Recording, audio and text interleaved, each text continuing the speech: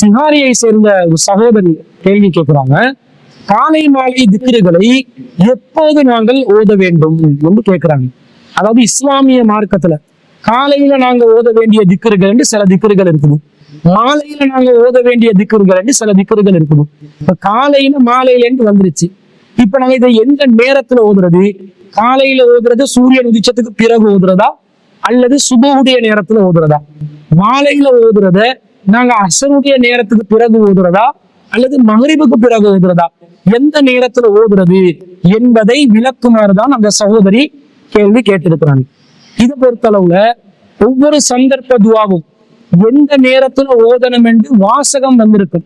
அந்த ஹதீசுகள்ல வந்திருக்கக்கூடிய வாசகங்களை வைத்துதான் காலையில ஓதுறது எந்த நேரத்துல ஓதணும், சூரியன் உதிப்பதற்கு பிறகா முன்பா என்பதும், மாலையில ஓதுறது அசர் நேரத்துக்கு பிறகு ஓதுறதா அல்லது மகரிபுக்கு பிறகு ஓதுறதா என்பதையும் நாங்கள் முடிவு செய்து கொள்ள வேண்டும். உதாரணமாக சொல்வதாக இருந்தால் சஹீஹ் முஸ்லிம்ல 5222வது ஹதீஸ்ல ஒரு செய்தி வருகிறது. என்ன செய்தி வருகிறதுன்னு சொன்னா, கால ரசூலுல்லாஹி ஸல்லல்லாஹு அலைஹி வஸல்லம், ரசூலுல்லாஹி ஸல்லல்லாஹு அலைஹி வஸல்லம் அவர்கள் சொன்னார்கள், மன் கால ஹீன யுஸ்பிஹு, யார் ஒருவர் சுபஹுவை அடையும் போது, வஹீன யும்சி, மாலை நேரத்தை அடையும் போது, சுபானல்லாஹி வபிஹம்திஹி மிஅத மர்ரா, சுபானல்லாஹி வபிஹம்தி என்று 100 தடவை சொல்வார்களோ, லம் யஅதி அஹதுன் யௌமல் கியாமத்தி பி அஃலல மிம்மா ஜாஅ பிஹி, அவர் கொண்டு வந்ததை தவிர சிறந்தோண்டை வேறொருவர் மறுமை நாளில் கொண்டு வருவதில்லை.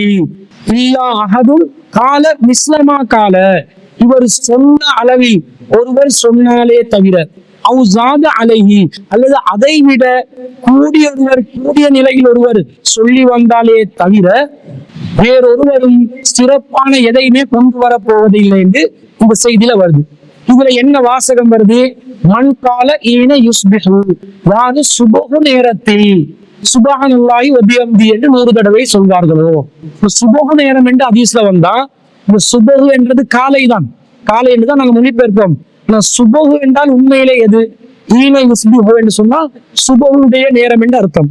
அப்ப கிழக்கு வெளுக்கும் நேரம் தான் சுபஹுடைய நேரம் என்று அர்த்தம். அதிகாலையில கிழக்குல சூரியன் உதிப்பதற்கு முன்பதாக வானத்துல ஒரு வெளிச்சம் வரும். சூரியன் அந்த உதிப்பதற்குரிய அந்த எல்லை கோட்டில இருந்து வெளியே வர்றதுக்கு முன்னாடி அந்த சூரியன் எல்லைக்கு பக்கத்துல நெருங்கிருச்சு. அந்த சூரியனுடைய பிரகாசம், சூரியன் வெளிவராவிட்டாலும் அந்த வெளிச்சம் வானத்துக்கு லேசாக வீசி கொண்டிருக்கும். அந்த நேரத்தை கிழக்கு வெளுக்கும் நேரம் என்று நாங்கள் நடைமுறையில் சொல்வோம்.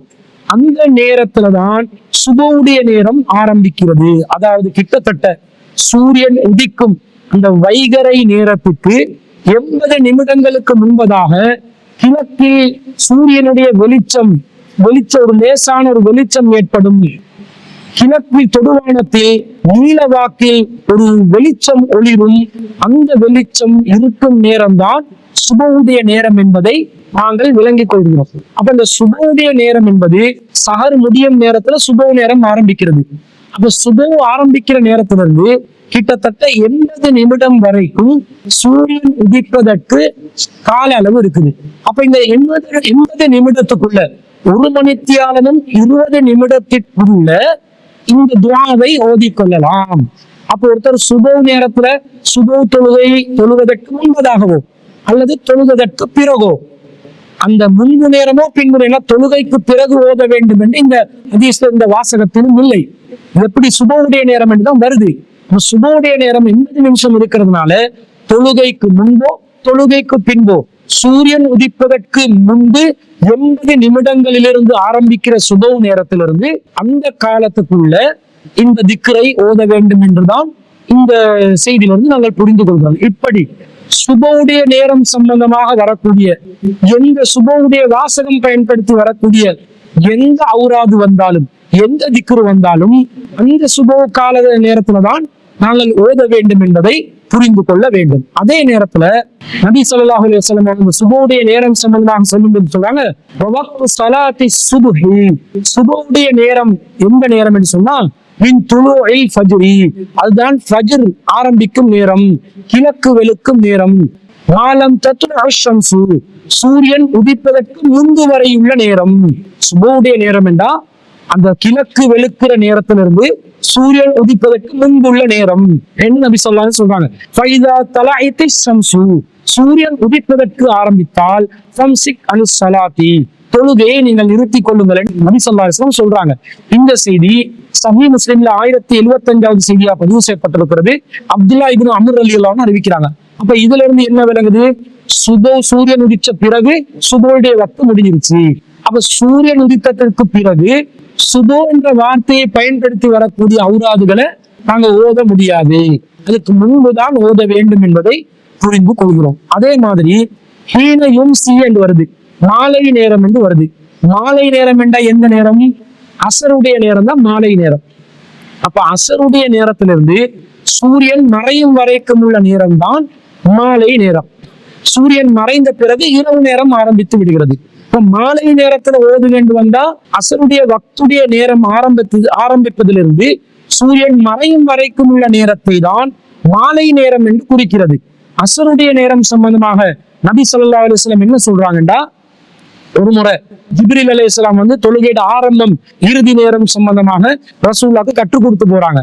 ஒரு நாள் ஜிப்ரீல் அலைஹிஸ்ஸலாம் வந்து சும்ம ஜாஅஹு ஹீன கான லில்லு குல்லி ஷைஇன் மிஸ்லஹு, ஒரு நாள் ரசூல் ஸல்லல்லாஹு அலைஹி வஸல்லம் மற்றும் ஜிப்ரீல் அலைஹிஸ்ஸலாம் வந்து ஒவ்வொரு பொருளும் அதனுடைய பொருளின் அளவிற்கு நிழல் இருக்கும் போது ஜிப்ரீல் அலைஹிஸ்ஸலாம் அவர்கள் வந்தார்கள். ஃபகால கும் ஃபஸல்லில் அஸ்ர, எழும்பி இப்ப அஸ்ர தொழுங்க என்று நபி ஸல்லல்லாஹு அலைஹி வஸல்லம் சொல்றாங்க.